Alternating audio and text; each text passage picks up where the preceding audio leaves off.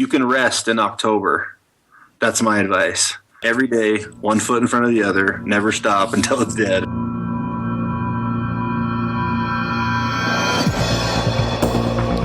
Welcome to the Rich Outdoors, where we break down the tips, tactics, and strategies of hunting's greats to not only help you become better hunters, but to motivate and inspire you between hunting adventures.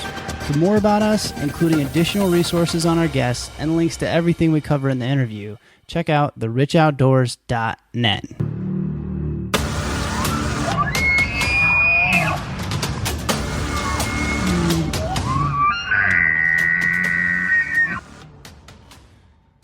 Hey guys, welcome to another episode of the Rich Outdoors podcast. This episode is brought to you by GameCallSupply.com. Game Call Supply is the online authority in hunting calls. Get all the calls you need from different brands, different makes, get what you need and get it shipped right to your door and never have to deal with the crowds. If you're just getting started and you don't really know what you need, they can get you squared away with what's going to work for you and make you a better hunter.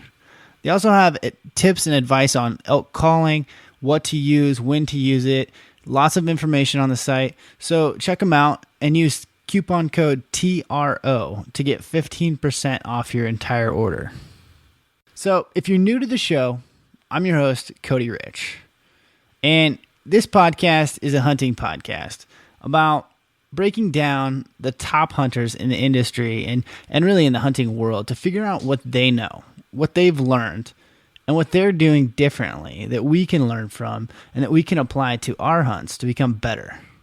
Because that's what it's all about, is becoming better and mastering our craft. At least that's my mentality. Personally, I want to become better every day. I want to learn from my mistakes and move forward. And if I can pick other people's brains and learn what their mistakes have been, all the better, right? So today is no exception. Today, I'm sitting down with a great, well-rounded hunter, Zach Bohay, who knows how to get it done year in and year out. Hunts a ton of different animals. I would say, we kind of talk about it, but his expertise is really DIY elk hunting. And that's what he grew up doing. He's a great hunter all around.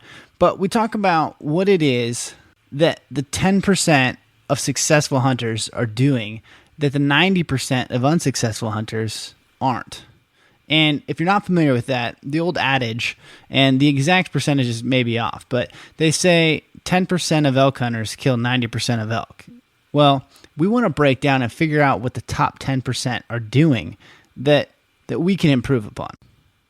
This is hands down one of the best episodes for DIY elk hunters and DIY guys. In fact, all elk hunters, really. And I think there's a lot of great takeaways.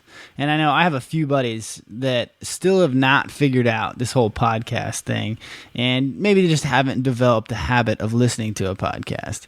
And this is one of those podcasts where I want to strap those friends down to a chair and strap some earbuds on them and force them to listen to it. It's like, here's what you're doing wrong. And I see a lot of guys go through the motions and they kind of just hope they get lucky when it comes to elk hunting. And that's not the case. And we go over this and what the top 10%, guys like Zach are doing that makes them successful year in and year out. So I'll quit yapping my jaw so you guys can hear more about elk hunting talk, but go check out GameCallSupply.com and get stocked up for elk hunting calls. And make sure you use that coupon code TRO at checkout to get that 15% off your entire order. Enjoy the show, guys.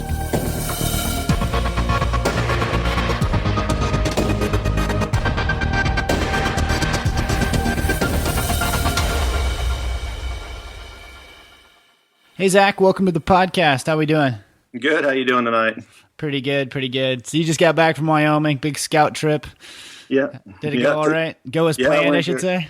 Yeah, not really. Went over there and I took my wife actually for her first ever backpack trip. I've been trying to talk her into it for about 14 years now. So she finally went and went over there and got rained out of our first spot where I was going to go. The road was completely washed out. So plan B, went and tried another spot, got in there, seen a lot of deer, had a lot of fun. So got away with the wife, main thing.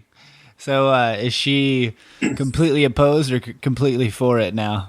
She's pretty excited for the next trip already. She's always hunted with me a lot. I actually met her at an archery shoot, so she's into the hunting and the shooting stuff. Just the sleeping on the mountain and getting attacked by a bear is the part she doesn't like. But she had a lot of fun. So. Well, cool. It's always good to experience that, with your significant other and get to do those kind of things. And on the side note, it lets you get out there a lot more. Yeah, it's fun. She's fun. So. Well, why don't you give us a little bit of your background and how you got into hunting and kind of what you're working on right now? All right.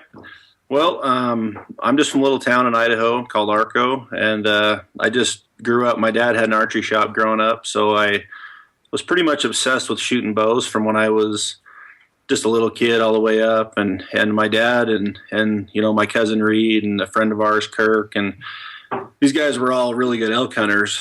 And so I kind of had a pretty good start because these guys were really good, and they were more than happy to take me along because I was eager. And so I got into it and got a pretty early start and pretty successful pretty early, and I just kind of took it from there. So what was your first hunt, or what was the species that kind of got you going and when you were in those younger years?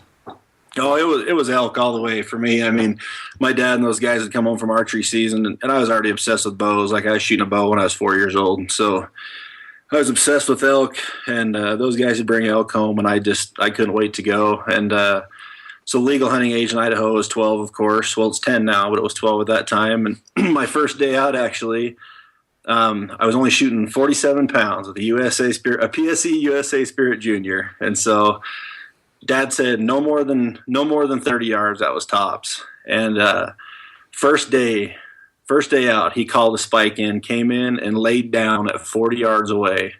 And I was dying. I mean, he wouldn't let me shoot, which, looking back now, my daughter's old enough to hunt now, so I get it, but so my birthday is August 31st. And so September 1st was the first day I got to hunt. That's when the season opened then, and that was the first day. And actually, that evening, I actually shot my first deer with my bow. So that was pretty cool. The day after I turned 12, I killed my first deer with my bow. So yeah, that's awesome. That's an early start to it. Yeah, it was just on just an evening hunt. Dad says, "Let's go see if we can find a deer," and we found that deer. And I actually missed it was a doe. I missed her 3 times. She wasn't real bright, and Dad hollers from the truck, "Get back in the truck before you lose all your arrows." And so I got back in the truck. We went up the hill and we seen another deer. So I stalked up after it, and he was actually, in the truck, had no idea what I was doing. I actually shot that deer at 40 yards that night, and I went back, and I told you I can shoot him at 40 yards, and he gave me the speech, I know you can shoot that far, but it's just, you're shooting at a live animal. And so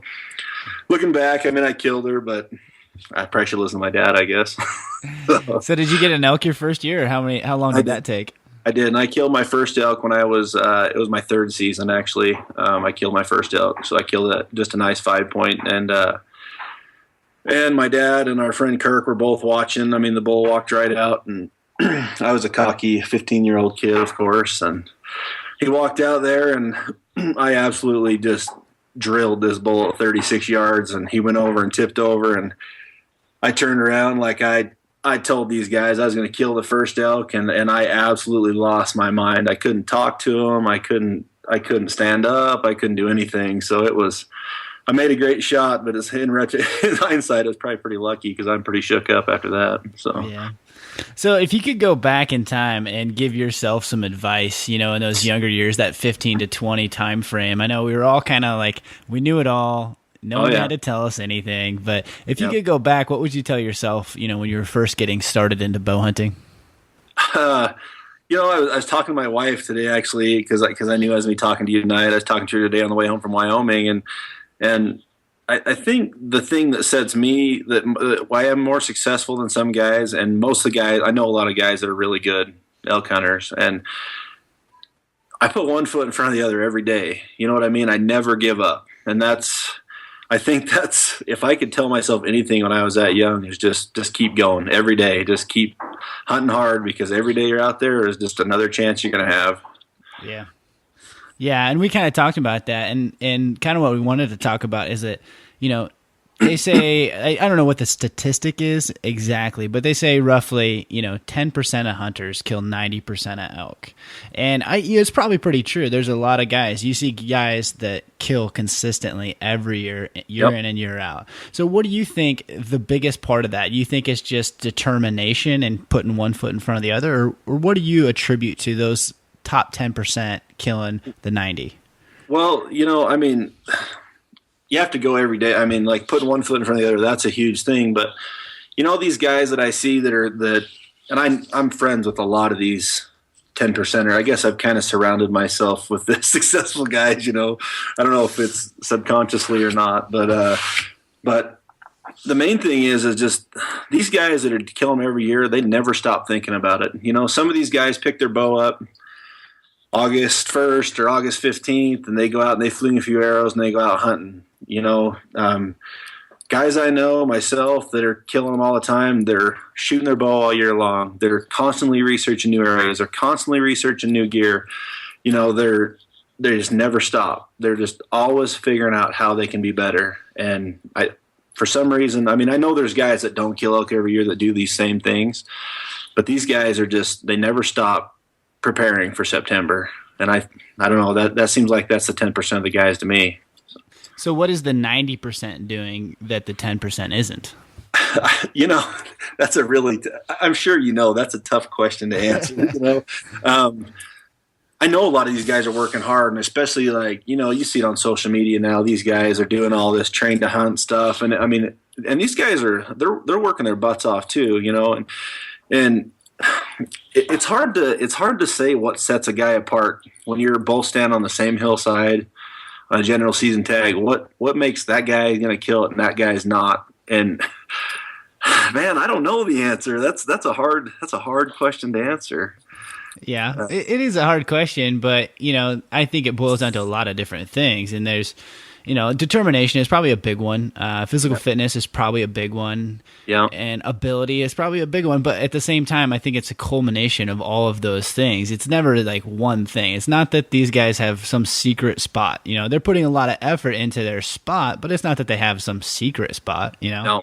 And I think a lot of people put too much emphasis on, oh, well, he's got private ground, and he's got this, or he's got that. And, maybe that plays a part of it, but I don't think that necessarily where you're hunting has that much to do with it. No, I have guys hit me out, ask me all the time, where'd you kill that at? Because in Idaho, which I hunt elk in Idaho every year because I'm from here, probably just like you hunt, where you're from every year. But where do you hunt? And I'm like, what does it matter where I hunt? There's elk everywhere. There's elk in all over Idaho, all over Wyoming. There's elk in all these units. And what does it matter where I killed that bull last year? Because that bull's dead anyways. Yeah.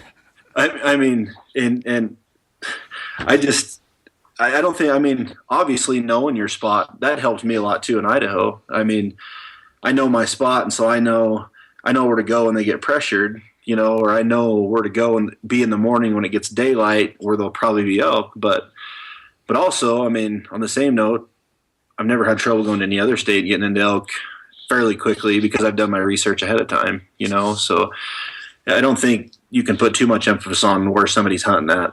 Yeah. So do you think that when you go to a new location, say you go to a new state, how do you go about, how does the top 10% go about finding that area? And a lot of it, you may not have all the time in the world to scout that. And so all things being equal, yes, I think that the guys that are killing a lot of elk, they do put a lot of time in. But how do you go about researching an area or finding new area or just scouting an area particularly? Well, I usually pick areas that are not the most high profile. You know what I mean? I want to pick an area that's good, that's got a good elk population, but it's not necessarily the most high profile because that's where everybody's going to go. I figure if I'm going to go to Colorado elk hunting, every guy from out of state is going to be researching. So I'm an out of stater when I go to Colorado. So I'm researching just like they are, and everybody's looking at the high profile spots. I don't want to hunt the crappiest spot. I don't necessarily want to hunt the best spot. I just want to hunt a spot with a good population of elk and a good population of bulls. And so I'll find that spot, and then I will, I'll start making my phone calls we all make to, biologists, Forest Service people. I make those phone calls. And then once I find a unit that I think, okay, this is a unit where I think I can be pretty successful. And if I see an area that goes back to your 90-10, if I see an area where they're killing 15%, you know what I mean? Like if 15% of the guys are harvesting an elk with a bow, I feel like I can go there and I will probably get an opportunity if I hunt it hard for 10 days. And so so then when I find that area, then I try to get a map of the area, and then I pick the spots with the least amount of roads. That's my criteria. I want to go somewhere where there's huge chunks of public land and there's no roads. That's honestly how I do my research: elk and no roads. Maybe that's silly. Maybe it's not the best advice, but that's how I do it, and it works for me.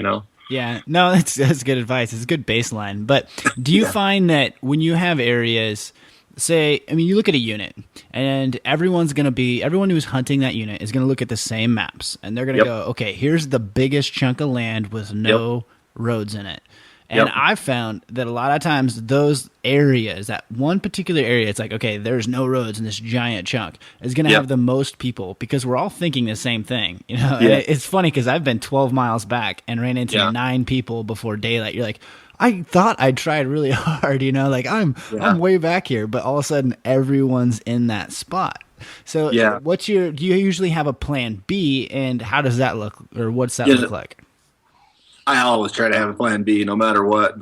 And that's another thing I'm really starting to find exactly what you're saying. Now you bring it up, like the last few years, like in Idaho, we have more non-resident hunters than we've had in a long time, which I have no problem with non-resident hunters, believe me, because I'm a non-resident hunter a lot. Yeah. But we're seeing it a lot more. And so the advantage I guess I have as a resident, or I'm looking at even in other places, is there's exactly what you are saying, is there's these huge areas of land, but then there's a lot of country that these guys are all driving past, that aren't necessarily the huge drainages where everybody's going to want to hunt, but they all hold elk. Almost all these places in these states, they're public land, timber, they got elk, Yeah. So I'm always looking for those, and I'm looking for those a lot more now because just what you're saying, if there's people all over, I know I can go hunt some of these fringe areas where, especially as a non-resident, like I'm sure you hunt. When I go as non-resident, I want to set up in these areas where I can park and I can hunt several drainages from one spot, right? Yeah. So if you can hunt these little fringe areas too, like these spots that everybody drives past getting through these, I'm finding a lot of elk in those pockets too. And I've actually killed quite a few bulls in those lately in Idaho. Yeah, Corey Jacobson and I were talking about the same thing. Like, the more that the entire hunting population gets to where everyone is a destination hunter, you're like, I got to get to this one point that's like no road, no one can get here. Well, trust me, there's 3 people there, and they were there last weekend. And so, like, a lot of what we're looking at now in Idaho, especially, is that, okay, where's these places that someone's not thinking of? Where can I, and it's funny because you can look at a map and things look very small, but in reality, when you step foot in that chunk of land, that's a big pocket that's holding some, can hold elk. And it sometimes doesn't take a lot of ground to hold some good elk and to hold, a couple good bulls in there. So that's just kind of our plan B too. And I know that can be a DIY guy's, dream, is to find a little pocket that those elk haven't been messed with. I'm looking at some more of the brush country. Everybody wants to go hunt the big timber, or the classic elk country, and a lot of this other country. And I don't know if it's wolves, what it is, but a lot of these elk are actually staying out in a lot more not classic elk country, and it's a good place you can find them that other people aren't looking at. Yeah. So when it comes to tactics, let's talk about, the 90-10 for the guys killing stuff. What are the tactics that they're doing differently? Or what are you doing differently, should I say?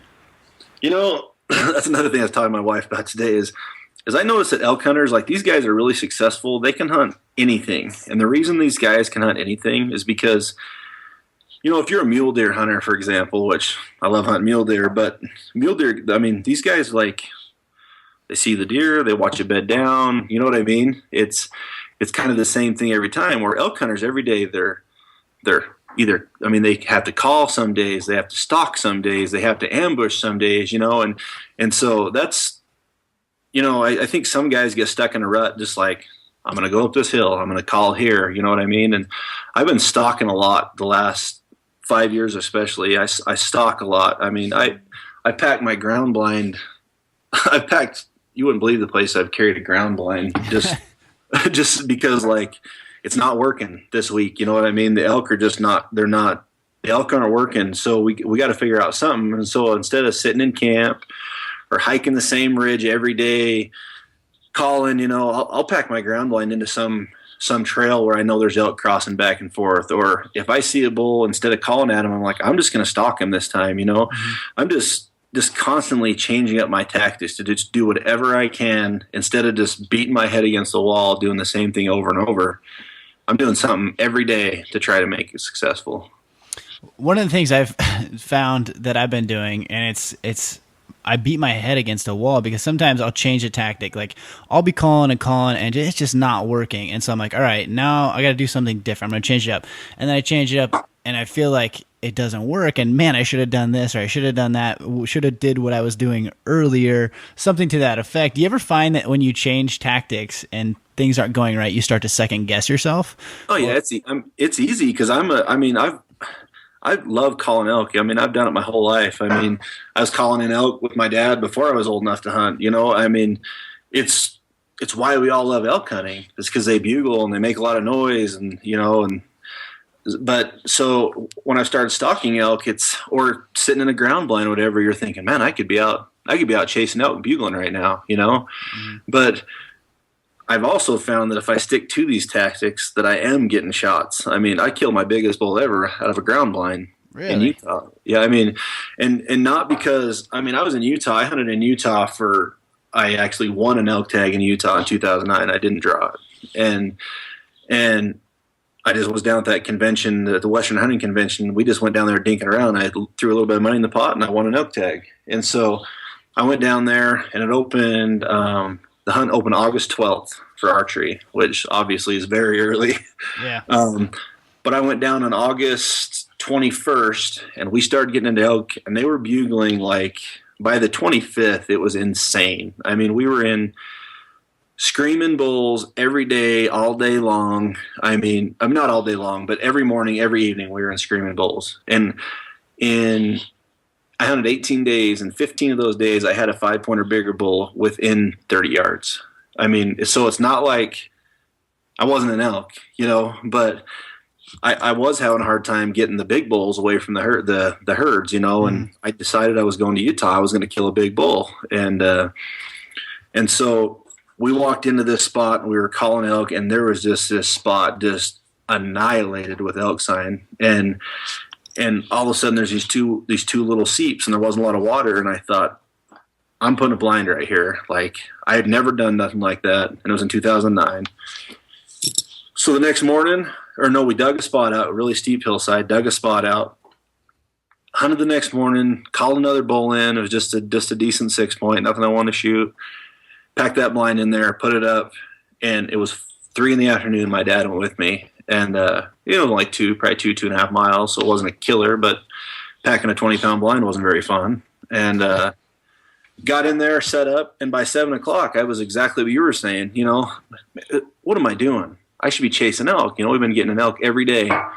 And my dad, who's older and wiser than me, and he says, let's just sit it out. We made all this, you know, let's do all this, let's sit it out. And it wasn't 5 minutes later, a bull bugled above us, brought his cows in, and then bulls were coming from every direction, and this bull come in, and you know, and I missed. I did call one bigger bull in on the hunt, and I missed him. And this bull walks out, and I says, "What do you think, Dad? Should I shoot him?" And my dad says, "Hell yes, you should shoot him." You know, he was a nice bull, a really nice 6-point, and I shot him. I mean, and I had 3 days left in the hunt. I might not have killed one if I wouldn't.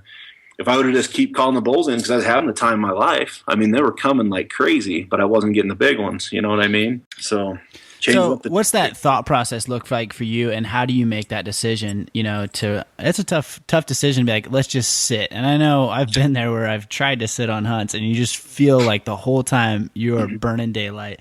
And but how do you make that decision, and when do you make that decision? You know, for me, it was just one of those I guess just a gut feeling. I found this spot and it was just annihilated. Like you could tell they'd been spending a lot of time there, and we'd been, I guess, just running and gunning for, I mean, basically, I guess 18 days at the time, and it hadn't paid off yet. And so we thought, it's just an evening hunt. We got 3 days left. You know, what's going to hurt to try? You know, we were worn out anyways after 18 days nonstop. But you know, it was just one of those deals. It's a gut feeling. We seen it. It just felt right, and it paid off big. So how do you when you're gonna put up your blind and say you want to sit on a blind, what's your strategy? Are you sitting midday? Are you trying to sit evenings, or what's your kind of strategy there? That was evening, and one of the reasons I actually said evenings is because I have a buddy. His name's Kirk Giles, and he kills a lot of elk out of tree stands. And you know, I'm just like you. Obviously, I'm always wanting to learn from somebody, you know. And I was just quizzing him, you know, all the time. When's the best time to sit? And he's just always told me evenings. And so I figured that day I was still going to get my morning hunt in. I was still going to hunt. You know, I still hunted till noon. Got a good morning hunt in. Went to camp. Got my ground blind headed in there. So the last couple of years, I've done it a little bit more. Like last year, there's a saddle that I put a trail camera on in the summer all the time. I put trail cameras out just for fun, just to get out. Like I don't ever actually in Idaho. If a good 6-point steps in front of me, I'm shooting it. You know what I mean? I'm not targeting like a certain elk. So I go put these trail cameras out just for something to do. But this one saddle I put this blind in, there's always just a ton of elk on this, and so I thought I'm going to go put a blind on this thing and hunt that first 3 or 4 days of the season when nothing's going on. And so I put the blind in there and I set it like the first 2 days, and I was losing my mind. Like you're saying, you know, like I'm sitting here burning time, you know. We had a few cows come by and stuff. So another one of these learning things is, so after day 2, I bailed on it. I just couldn't do it no more. Packed the blind out, went to hunting, and I ended up killing a great bull, so I'm not sad. But looking back now, Idaho and that spot got really busy, and it was a high mountain saddle between 2 big drainages where elk are constantly going back and forth, you know. So looking back now, it got really busy around the 15th of September. Well, I should have went and put that blind back up there and set in it when it got really busy with people. Because these elk are going back and forth all the time. And I really believe if I put that blind in there this year and I can go in there and sit it when all those people show up, I think I have a really good chance of killing a really big bull out of there. You know, it's just trying to constantly learn what can I do to make it, you know, put the odds in my favor. Yeah, absolutely. And one thing, actually, we were out scouting this morning, and the same thing. I'll run trail cameras. Most of the time, I'm not sitting or not getting anything out of running a trail cam other than the entertainment of it. But you might as well, every once in a blue moon, maybe you'll find a bull that's in there. The one thing about Oregon is that we start pretty early before everyone. So generally speaking, you know, we got 3 or 4 days before I head to Idaho or before I head somewhere else. So the same thing. We're, you know, setting up in trails and things like that, and maybe early season I'll try to run some tree stands. It is super hard to sit in a tree stand. My tactic has kind of been in the last few years is I'll hunt in the mornings and kind of locate some stuff, but generally everything's stopped talking and kind of moved off by 9, 10 a.m. So I'll be in a tree stand or in a blind by 9 and just sit the day out. If I can handle it, I'll sit till dark, but that, you know, before September, it's usually really long days.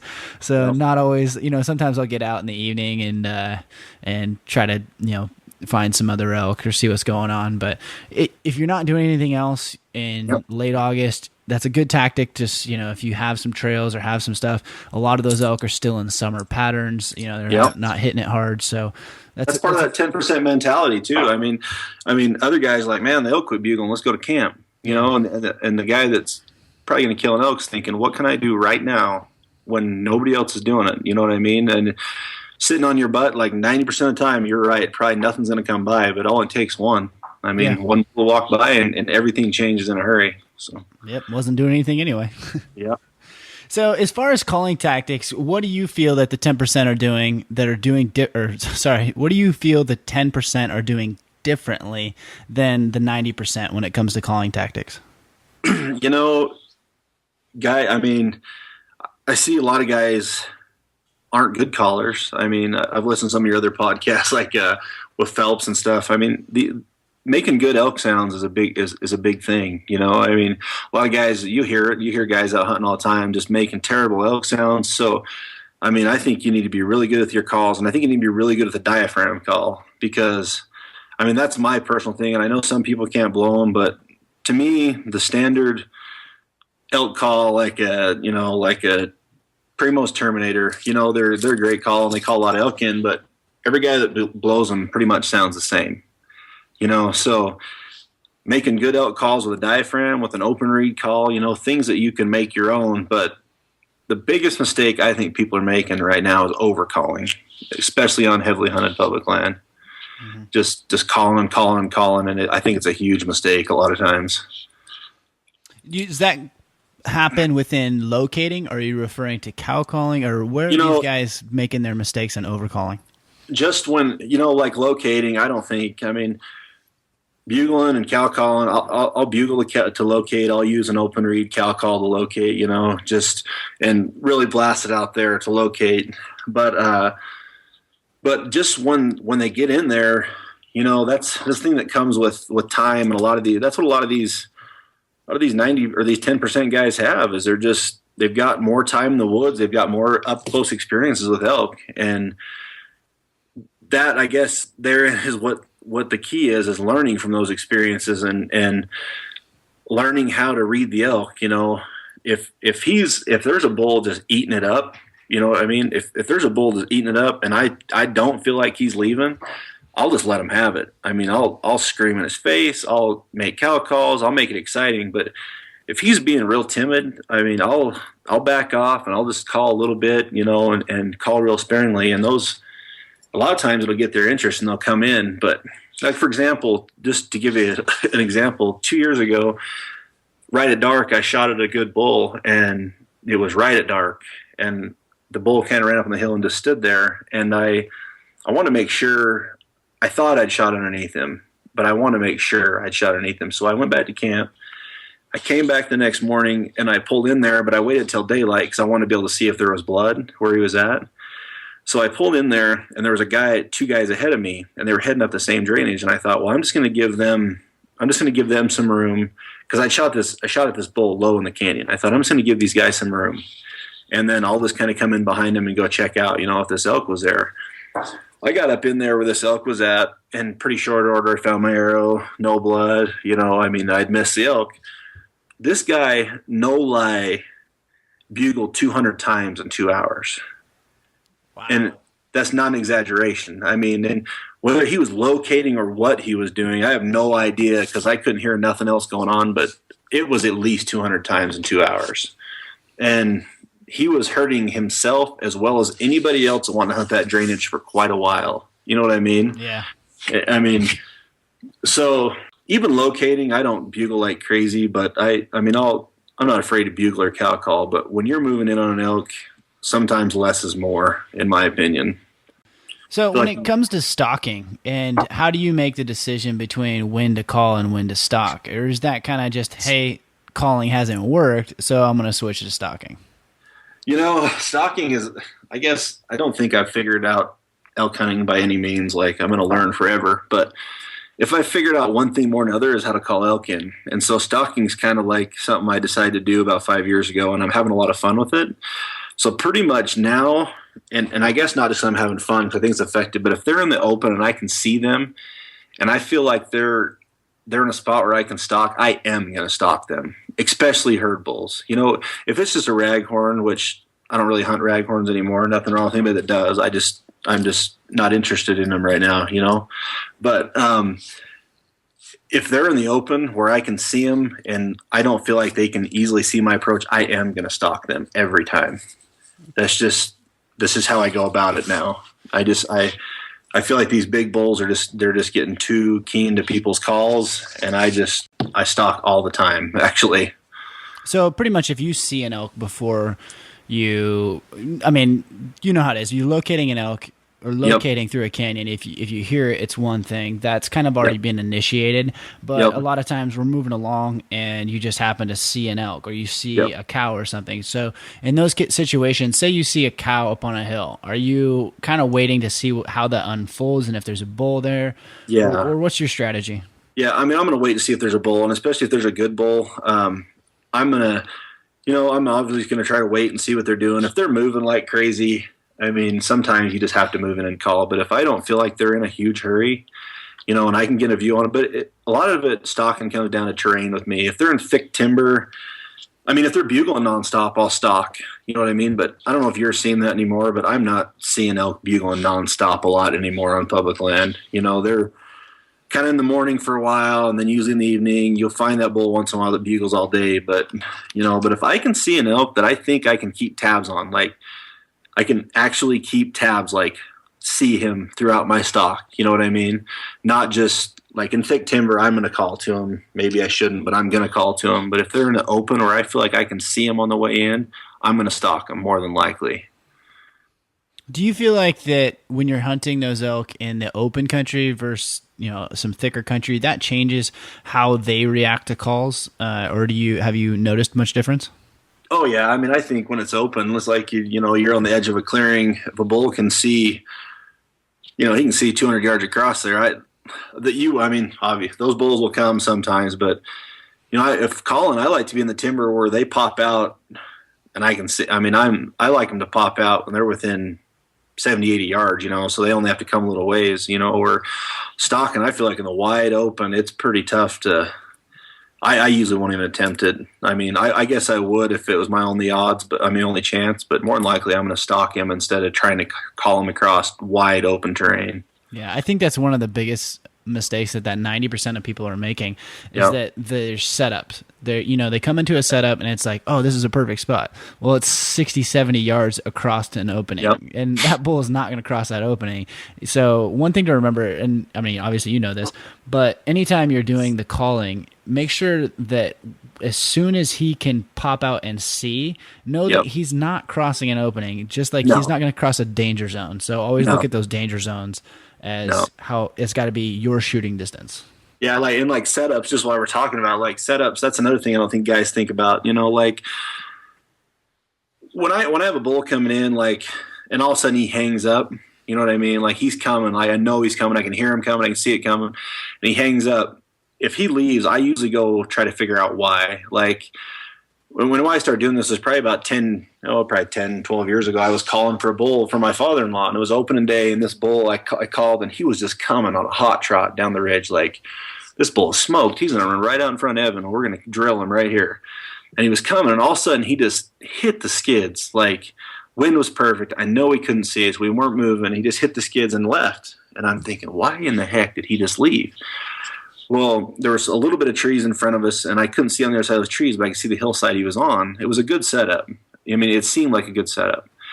I walked to the other side of those trees, and there's just these two just giant fir trees down, like right in his path to come in. You know what I mean? And so once he crossed those, I think they feel like they're trapped. You know what I mean? Like once they cross that, they want a quick getaway. And so you got to put a lot of thought into your setups.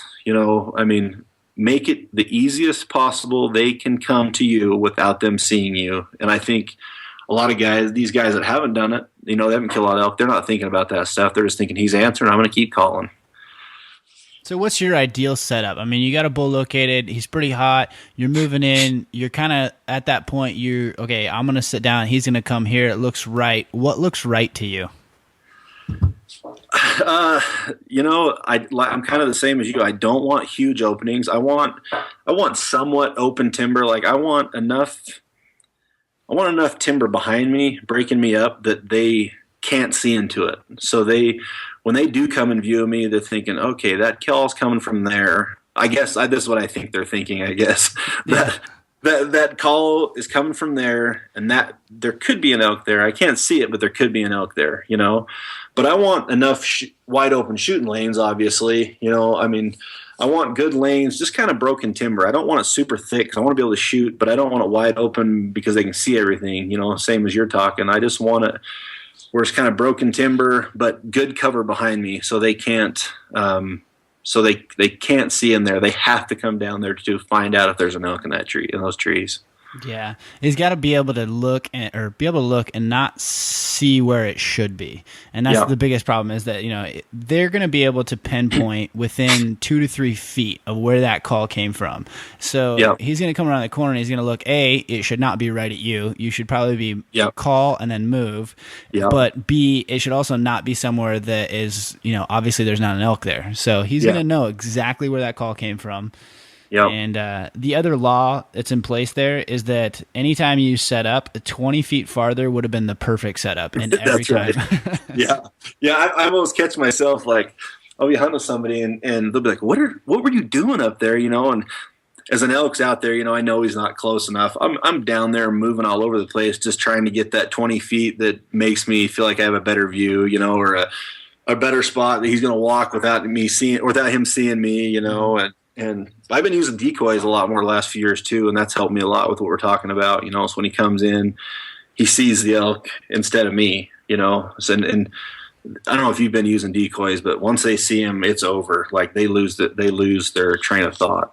Really, I've had a trouble with decoys, and maybe this is a flaw that we should work out because I probably have to move 6 times between the time I'm like, this is the spot, and then just whatever happens, I got to move for that elk, and so then. Inevitably, the decoy is 100 yards back, and then I'm like, gotta go find it at some point. But I'll end up 2 canyons away. So it's tough. That's why I've been liking that heads up decoy just for that reason. Like my old style decoy, my old one, like I had to set it up. It took a lot. My heads up now. I just cram that thing in a tree wherever I'm at. Just pop in a tree, move up and call. And it's set up beyond me. So it's pretty fast and light. That's what I like about it. So you're running the heads up. You're coming into a situation. How do I employ that better? Because I'm terrible at it. Like what's your, okay, I'm going to set up and put the decoy behind me, left, right. Does it matter where the wind is? I just try to put it, to one side or the other of me. And usually obviously if there's an elk coming from my left, I try to put it like, usually they're coming, a lot of guys like to hunt from above, and it seems like I kill almost all my elk hunting from below in the mornings, or in the evenings. So that's just how I've always done it, Mm-hmm. And so a lot of times, if there's an elk coming from just up the hill from me, down towards me, like from my left, I'll put it just like kind of on my same level almost, maybe a little bit behind me, but on my right, on my right side, the opposite side. So when they see me, they'll keep coming past, or even a ways past you, so they'll keep coming past. Last year, I actually screwed up with my decoy. It worked, but my wife was with me when I killed my bull, and she had her bow, and I wanted her to kill this bull, and she's a good wife. She said, "I want you to shoot it." And so the bull's coming down the hill, and she goes, "I'll just hold the decoy." And the deal I messed up is she was sitting right next to me with the decoy, and so the bull. I mean. This is one of those deals like these decoys will work if you can figure out how to use them exactly. If you can figure out how to use them right, they will be very helpful because this bull is coming. Like I've got a good opening. He's coming. He's going to cross through this opening 33 yards. I got it ranged, and he's coming right at it. And he comes through the opening and he sees the decoy, and so he just stops. And he takes a step towards me. So he's quartered towards me at this point, where. She was holding the decoy up where if I would have had her 20 yards to my right holding that decoy, that bull would have locked on it and just walked right in front of me. I could have cow called and killed him, and I still killed him, but it almost blew it for me because I didn't do it right. You know what I mean? Where if that would have been over there, he would have had no idea I was even in the county. Yeah. So, and he forgot all about the calling. The bull. That's what I've seen with bulls too. Is with decoys. I killed another bull about like in 2008 that I know for a fact I killed because of that decoy. He came in, and my wife was with me on that one too. He came in, and he come down the ridge. I was actually calling for my father-in-law, and I looked, and all of a sudden I smelled elk real strong above me. And I looked up, and here's tines sticking out of the trees. And he was on to me. Like I was moving, I was breaking branches, I was moving around, doing what the callers do. And he busted me. And Brianna flipped that decoy up, and that bull he lost it. Like he completely forgot that he was scared. I mean, everything. And he turned around, stopped, and I shot him. I mean, I wouldn't have killed him otherwise. I know for a fact he would have ran. No way I'd have killed that bull. I think your wife's just a really good luck charm, you know? Oh, she is. Yeah. If I ever get her to shoot at one, it'd probably be pretty fun, but she never does. So that sounds terrible. She just makes you shoot them all. You poor guy. Yeah, I know. She says, I know how much you love it. I just want you to shoot them. Like, yeah. Yeah. So what do you think about most of the time these elk, if they're going to hang up, I mean, if they're going to cross that 50-yard barrier, they're committed. And so a lot of these elk are hanging up at 100, 150 yards. You know, they've been called to, maybe they think something's up. How do I employ that decoy to close that gap? To basically, so if I set that decoy up, maybe he can see it at 150 yards, that'll convince him to make that last step. Because that usually seems to be the deal breaker. Yeah, I mean, I think once they see it, I mean, as long as they haven't already caught on to you, like if they haven't seen some movement they don't like or heard some noise they haven't liked, but a lot of times when they see that decoy, it seems like they're coming, you know? I mean, I've been using them a lot more, and so I definitely have a lot more to learn with them, but I do feel like it has upped my odds enough to carry it and use it a lot, you know what I mean? So, but I think once they see it, it's good, but I feel like a lot of guys almost use it kind of as, I've talked to guys and they kind of use it as a last resort, like, oh, he's on to us, you know, flip the decoy up. where you know, if you're using it in the first place and they see it first, I think you have a really good chance of them coming in. Yeah. So how do you gamble between your setup? Now, the problem is when you set up, are you committed to a spot? So it sounds like my problem has always been, like I told you, that if I set up a decoy, I feel like I can't move. Do you commit to kind of one spot and making that bull come to you, or are you constantly bouncing the decoy? Yeah. I mean, I'll usually just grab the decoy and go. I mean, and I don't always use decoy. I use them a lot, but if there's some of those situations where you are running and gunning, you know, I guess I probably use the decoy more of those times when I feel like the bull is coming, you know, like I feel like he's on his way and he's going to come in and it's, you know, we're probably going to have an encounter. There's those times obviously where I'm running and gunning, you know, and if he ain't coming, I'm going. I mean, I'm super aggressive and sometimes it blows it for me, but a lot of times, you know, it doesn't. And if he's not coming, I'm moving. And so I never commit to a setup. I mean, ever. I'm always I'm always advancing towards a bull no matter what. You know, one thing I've found that in doing a lot of interviews and talking to a lot of the 10% elk hunters is that a lot of them are aggressive. But at the same time, you hear a lot of very successful people that are very methodical and more into stalking. Do you think that the larger percentage of that 10% group are aggressive elk hunters? Oh yeah, I think even the guys that are stalking are just.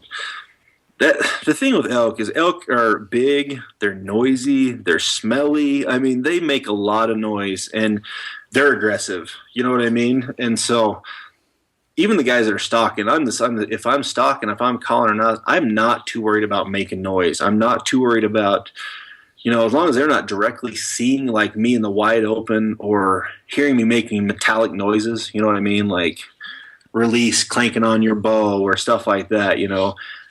Aggressive, I think, wins out most of the time. And I know there's those guys like, you know, we've all read about like Randy Ulmer forever, you know, like the guy has got patience for days and nobody can argue his success, you know, but maybe I don't have the patience, so I'll never find out, but I think aggressive wins most of the time. So do you think that that's something that the 90% is doing wrong, is that they're not pushing hard enough, fast enough? I know that once you get to know elk, that elk move really quickly. They can walk faster than you can run. So a lot of times I know if I'm too patient or not more aggressive enough, I guess, that elk is just going to outwalk me and lose interest.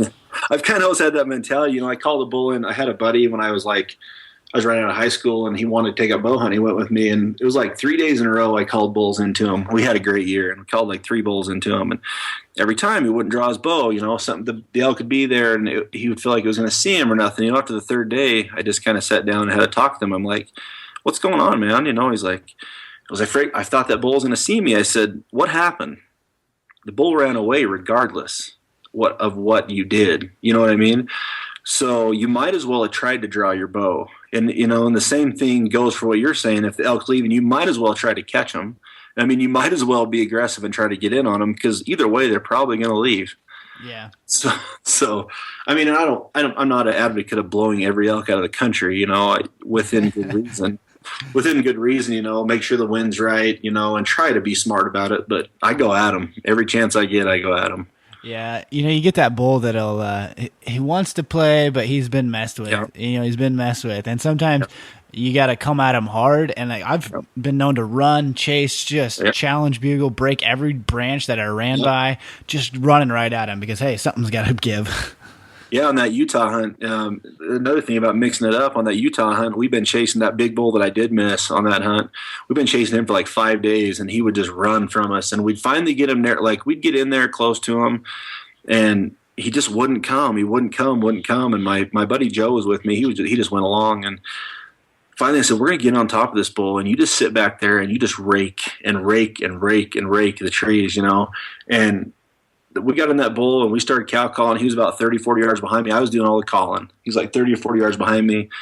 And I finally and we've been chasing this bull for 5 days. I mean, I knew him pretty well, and that bull never would come. And he started just tearing that tree up back there, and that bull just turned and came. I mean, we just got aggressive and finally just hit the right thing that pissed him off, basically. And he came right in, and I blew it, but it's still, So. Yeah, that raking that's a good secret. Last year I missed a bull. It's a bull we had, and I didn't think he was that big, and so I was kind of waiting for him to get a little bit hotter. I knew no one was going to be in there. Well, one day he kind of stepped up, and he sounded like he was pretty hot. So like, let's slip in there, and I slip in there. I had not even made a word yet, and he came around a corner, and I cow called. I missed him, and of course. And a super easy gimme shot that I would love to have back. But anyway, I didn't. Anyway, the bull takes off, and so the next week I spent chasing this bull, and he was just a little weary. And, I had him again. I had him within bow range 5 times that week, and it just would not happen. And he was just really skittish. And so one day we're sitting up there, and he'd talk, but he wouldn't say anything. So finally I was like, let's just run right at him and challenge him. And so I just challenged bugle, ran straight down the hill as fast as I could, break everything, ran in there. I challenged bugle like 3 times, and he didn't say a thing. And so I just start breaking branches and raking a tree, just going crazy. And then here I can hear him start raking a tree.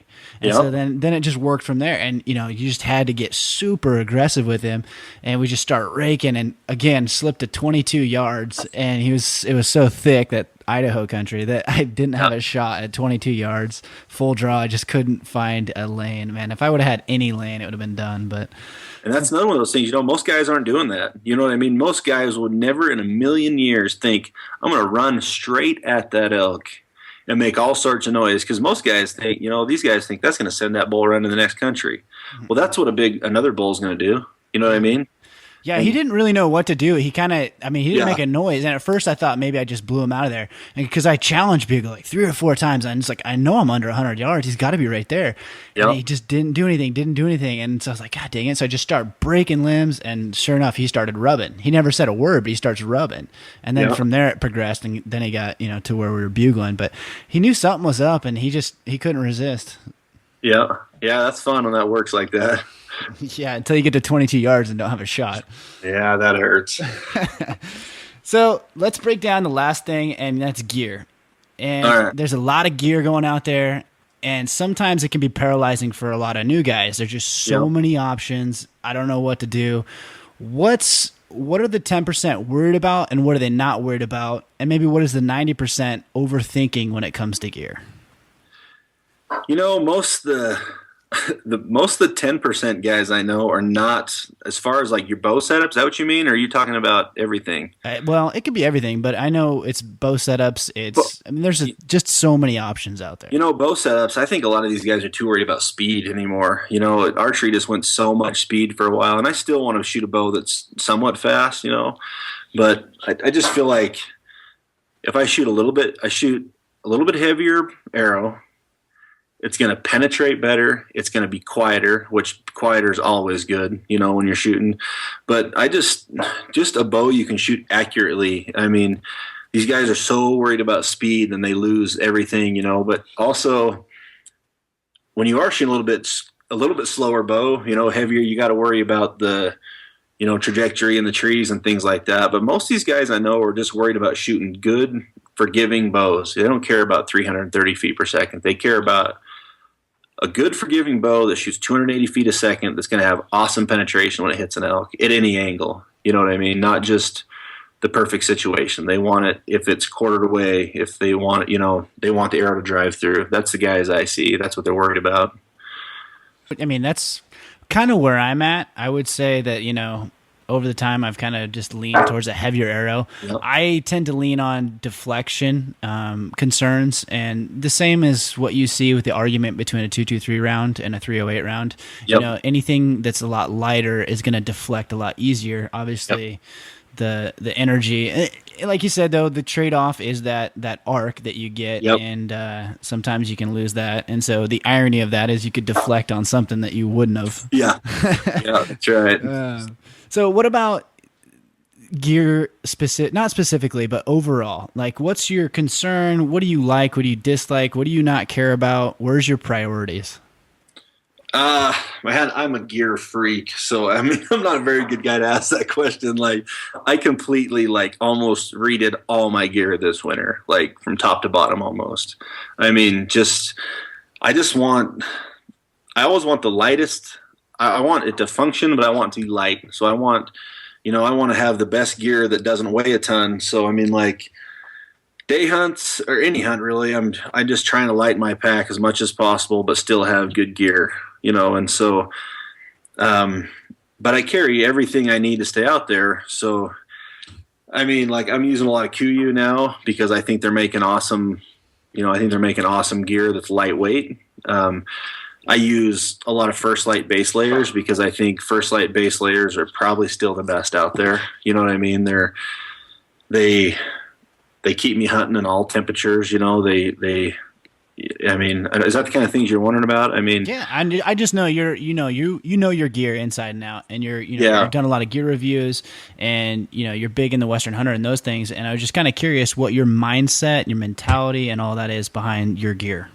I mean, that's the thing with the 10% guys you're talking about. They're always there is those guys. I mean, you see them on social media that I don't need this, I don't need that. I still kill it with my old stuff, and I'm like, yeah, you probably do, and I'm probably no better hunter than a lot of these guys. But I just feel like that 10% of the guys always worried about their gear because there can always be something better out there, no matter what we're shooting. You know what I mean? I mean, no matter what we're shooting, what we're packing, there can be something better. And so I'm always looking. And clothes is a big thing where I've just lightening my whole set as much as I can. My bow is my one thing I don't care about weight really. I mean, I don't really care if it's heavy. I just want to shoot good. But arrows, I mean, I've been really worried about arrows. I try to shoot the straightest arrows possible because I feel like I'm going to get the straightest and the best matched, grain weight match. Because I feel like I'm going to get the best performance out of my arrows, especially shooting fixed blade broadheads in Idaho, as you probably know. Yeah. And so I feel like I'm going to spend $100 and something on a dozen arrows. I better get the straightest ones possible so I can get 9 out of the 12 that are going to shoot right. Optics, obviously, for Western hunting, I mean, optics are huge. Probably a lot of spots you guys hunt in Oregon, or sounds like some of where you're hunting in Idaho, is probably optics aren't huge if it's really thick, But yeah, you see about 12 feet, so. Yeah, but optics where I hunt, it's a big deal. I want to, especially now that I've got a little pickier, I want to be able to pick them apart. I want to be able to tell, and not that I'm some serious trophy hunter, if it's a nice 6-point, a decent 6-point, I'm going. But yeah. But yeah, I mean, just lightening everything I can as much as possible is my main goal, but without sacrificing quality. So what's one piece of gear that you've kind of picked up in the last year that you feel like you've been raving about to all your buddies, or that just, man, I love this product, X, Y, and Z? The FHF Bino system, hands down. Really?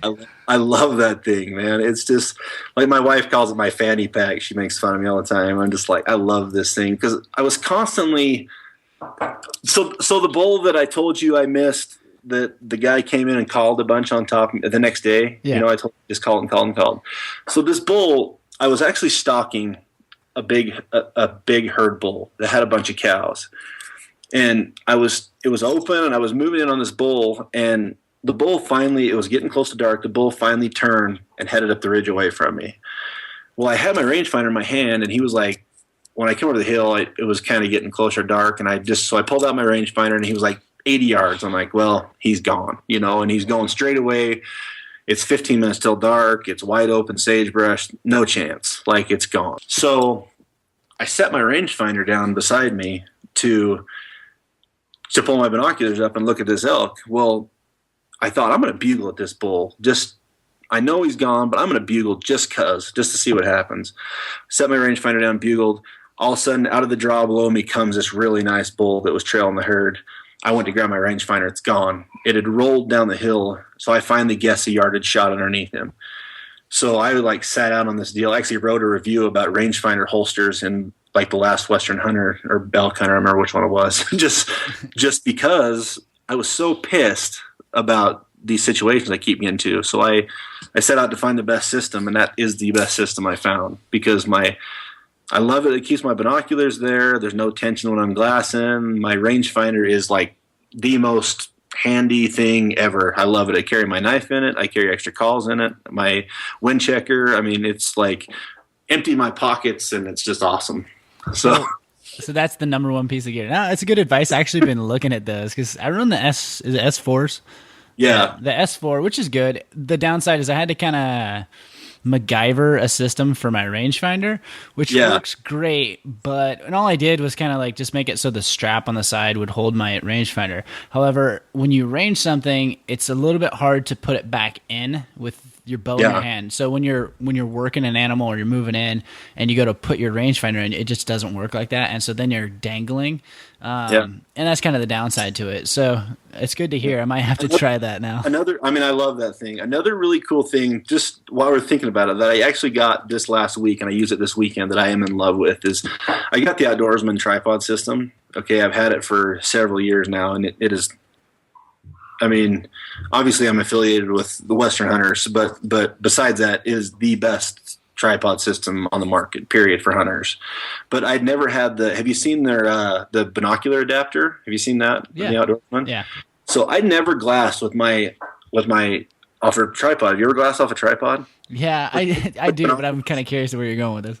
Okay, with binoculars, I'd never glassed off a tripod, and I was on a bear hunt this spring with Chris Denham and with the Western Hunter, and I said, what's the deal with this? With binoculars off a tripod, why do I need to do that? And he says, well, you've got such a wide field of view with your binoculars, which we're all glassing our binoculars all the time, right? But your binoculars are always moving because you're holding them. And he says, so once you put those on a tripod, they're stationary. So any movement out there, you see them. You see that movement. You pick it up so much better. And I thought, I'm going to try this, because I'm a gear guy. I always want to know if it's better. I got this Thursday before I left. I am in love with this thing. It is amazing how much better you glass off a tripod with binoculars. No, that's absolutely that's one of those things is I started doing, especially bear hunting. You spend so much time glassing. I'm a big elk hunter. I don't mule deer hunt a ton, so elk don't hunting, do it. I know. Well, I have a Nevada tag this year, so everyone tells me I'm going to be hooked after this. I'm like, oh boy. Oh, it's crazy. You don't want to do it. So, ruins your elk hunting. Yep. Yeah, that's exactly why. Because I never been a mule deer hunter because in Oregon it's right during elk season, and so you're like, why would I mule deer hunt when I can elk hunt? So yeah. But anyway, I've been very similar. I just basically put my binos. They just mount on, or don't mount. They just set on my Manfrotto because the Manfrotto has a pretty big base on it, so I can set my binoculars on there, which works really well. So I've been kind of looking at the pistol grip from the Outdoorsman anyway. And so then I was looking at those bino basically mounts for that as well. So that's a good tip.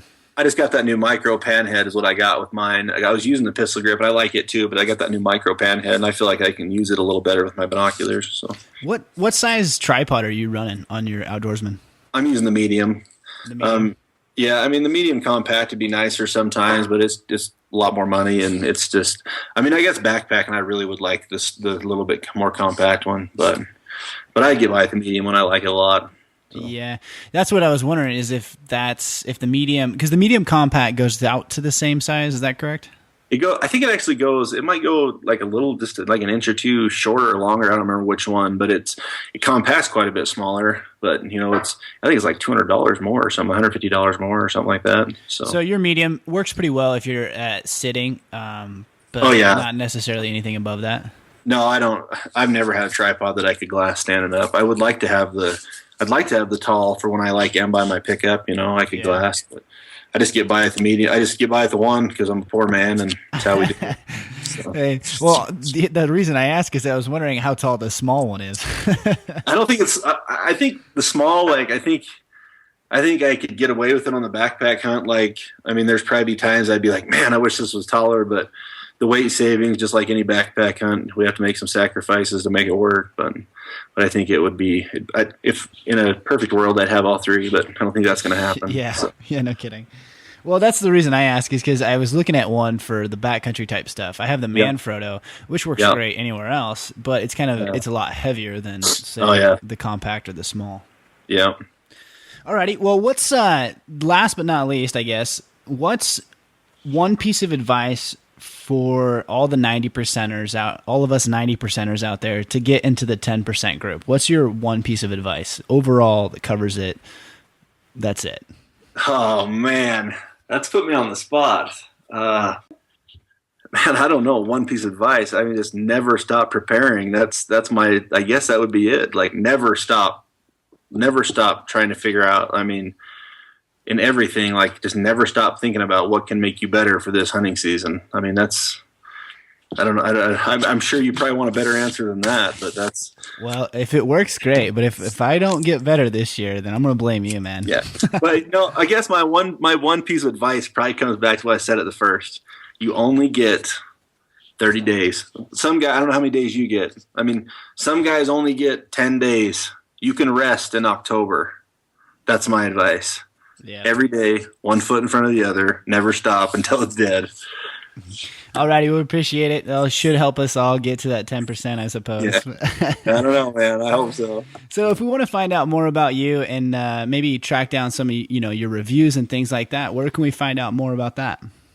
Oh, geez, man. I write for a lot of magazines. Western Hunter and Elk Hunter magazine is probably the best place to find me the most regular, but just a lot of different magazines all over. I don't have a website or nothing like that, but just... Well, I appreciate all the advice, Zach, and good luck this year in Wyoming and everywhere else you're going. Thanks, you too. Yeah, Alaska. Alaska's up first, August 13th. Ooh. We're out of here. So is that a backcountry, or are you flying in? Or actually, we're driving from here. Wow. Driving from Idaho, and then gonna hike off the road and hunt. So I actually did it in 2007. So we're looking forward to it. It's gonna be fun. So is that bow only? Packing a rifle? It's bow only, so we're hunting the haul road, which you know what the haul road is? Yeah. So it's 5 miles only each side of that road or 5 miles is bow hunting only each side of that road. And beyond that, you can shoot with a rifle. But bow is the primary focus. I'm sure that there'll be a rifle in camp for if anybody wants to go out beyond, but I'm going to give her hell with my bow. So. So what was the decision to drive up there? Well, in 2007, we were going to go, and my one buddy Joe says, I'm driving. I want to drive. I don't want to fly. I want to have all of our gear. So we all just, I guess, said, okay, let's do this. And we all drove, and it is miserable. It was 62 hours nonstop just to Fairbanks, and then another 10 hours where we hunted. But this year, 3 of us are going to fly up. 3 of us are going to drive up. And then I'd actually know a guy up there we're going to borrow a vehicle from. So we'll have 2 vehicles. Then we're going to go up and hunt for 10 days, going to come back. The other 3 are going to fly home. The other 3 are going to drive home. But we're going to take our time and enjoy the drive up and get to see the Alcan Highway a little bit better. It's going to be fun. So. Yeah, I guess that's not as bad. That one way, I guess, is what it boils down to. So. Yeah. Well, good luck this year, and hopefully we'll hear more from you after you get some animals down. Sounds good, man. Good talking to you. All right, thanks, Zach. Yep. Hey guys, thanks for listening, and we hope you enjoyed the show and maybe even picked up a few tips along the way. Join us right here every Thursday morning for more interviews and great hunting tips. And be sure to help us out by leaving a review on iTunes.